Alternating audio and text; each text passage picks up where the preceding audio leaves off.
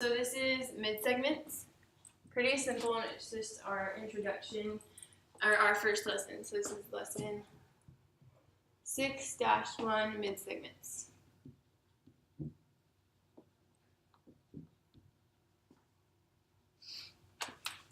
Okay, so a mid-segment of a triangle is a segment connecting the, kind of like mid-segment, midpoints of two sides of the triangle. So if I look at my triangle over here, we see this line kind of crossing through the middle there. We know that this point D and this point E are midpoints because we have those congruent dashes. So remember, definition of midpoint tells me it's splitting that in half. So that's how we can for sure know that that's a midpoint. So if I'm naming that mid-segment there, that's just segment DE. Okay, so once we can tell for sure that that's a mid-segment, there's a rule that goes along with it, or a theorem. So if a segment, or if we have a mid-segment, then that mid-segment is going to be parallel to the third side and half as long. Okay, so if I look at my picture here, I see that that side DE is going to be parallel to only one side there. So the only side that it's not touching. I see that it's touching that side and that side. So the only one it's not touching is going to be AC. So I can write that as DE is parallel to AC. And I also know it's half as long. So DE is half the length of AC. Another way I can think about that, it takes two of these lengths. So 2 times our DE is going to be the same as our AC there. So 2 mid-segments equal one side. I'm just going to write that here. Okay, that makes sense. This is smaller, so it's going to take 2 of those to make one side there. So let's go ahead and do some examples here. We're going to identify all pairs of parallel segments. So we have 1, 2, 3 different mid-segments here. So let's just start with 1. Let's go with XW. Remember, we name it just like a side from start to end. So segment XW is going to be parallel to, you can take a pencil, honestly, and just line it up with that line, and then go directly across from there, and we see that we'll line up with the whole segment, starting at R, ending at S. So the only line that it's not touching on my big triangle is going to be RS. So kind of think about it, we have a smaller triangle and then a bigger triangle. Okay, so that's our first one. I'm going to change colors for my next one. XY would be parallel to the third side, the only one that it's not touching, so Q to S. You can mark it with our little parallel lines also. And then the last one, we have WY of our smaller triangle in the middle, and that is parallel to the third side, QR. So you can pause the video here and go ahead and try number 2 on your own.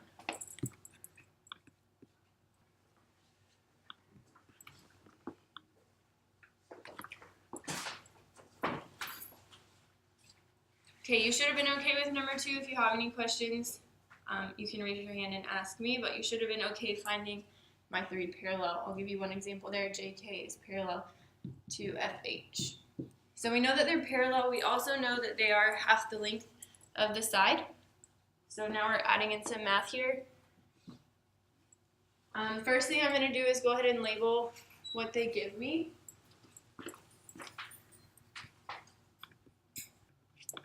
Okay, so we want to go ahead and label what they give me here. So PR is that big segment.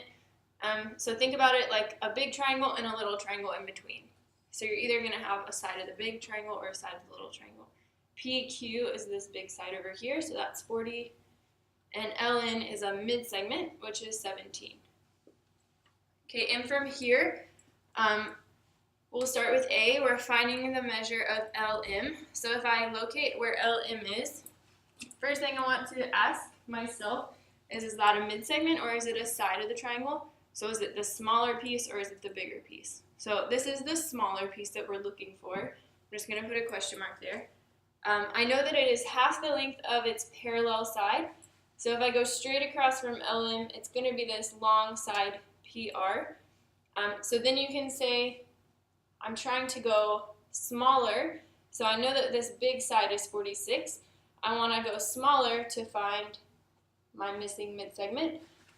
So it takes two midsegments, it takes two midsegments to equal one side there. If we're going smaller, we're going to be dividing by 2 there. We're going to be dividing by 2. So we have our big side. We need to go smaller to get the midsegment. So we're going to take half of this big side. So I'm going to divide it by 2, and we should get 23 there. And I'll try to explain that better for this next one. So again, you're either multiplying by 2 or dividing by 2, depending on if you're going smaller or bigger.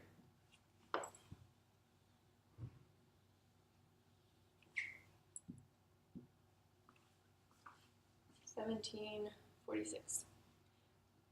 And I know that is 23. Okay, looking at MN, I want to determine, am I looking for a midsegment or am I looking for a side? Here I'm looking for a midsegment. So I know I'm going to be dividing, I'm going to be going smaller.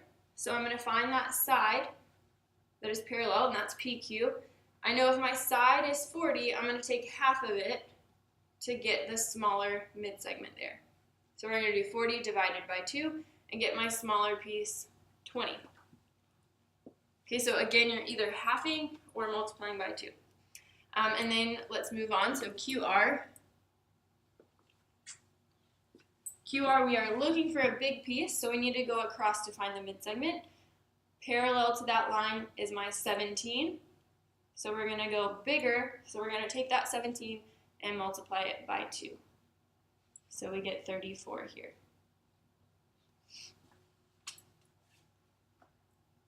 Okay, so if we're looking for a big side, we multiply. If we're looking for a midsegment, we divide. So let's look at MR. Last one here. MR is just that small piece there, so half of my side. I know that this point M is a midpoint because it's a midsegment.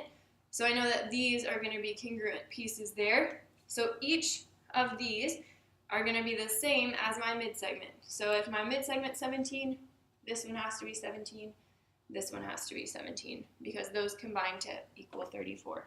So that's going to be 17. Okay, so pause the video here, see if you can try number 4 on your own. If you have questions, raise your hand. And then the last one we'll do together. Perimeter is when we add up all the side lengths. Okay, so you should have gotten 14, 18, and 12. If you have a question about that, feel free to raise your hand or come ask me a question. We're going to do the last one together. That's the perimeter of CDE. So is that my big triangle or is that my small triangle in the middle? So if I look, C, D, and E makes my big triangle. So we're going to combine all 3 of those sides. We're going to add up on my side. So 24 plus 18 plus 14. I'll give you a second to add there and see if you can come up with our answer. Okay, so we should have gotten 56 there.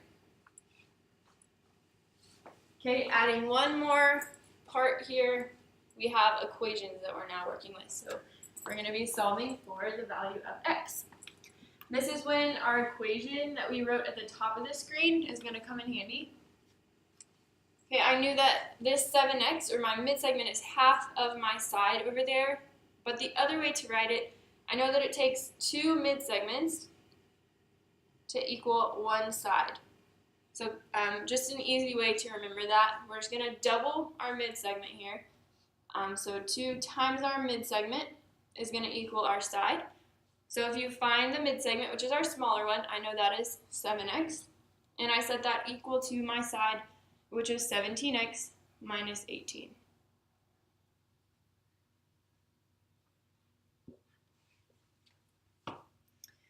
Okay, first thing I need to do is distribute here. So I have 14x equals 17x minus 18.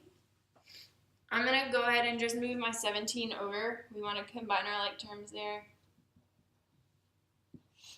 So I'm left with negative 18 on the left, on the right side, and then we get negative 3x over here.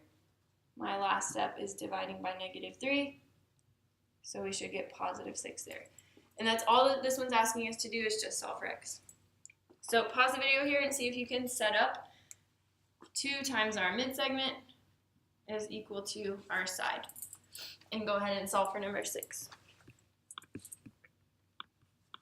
Okay, so we should have gotten 14, not 1.4. 14 as my x value. Okay, so that's the notes on midsegments. You have a prep work that has these examples on it that I would like you to complete.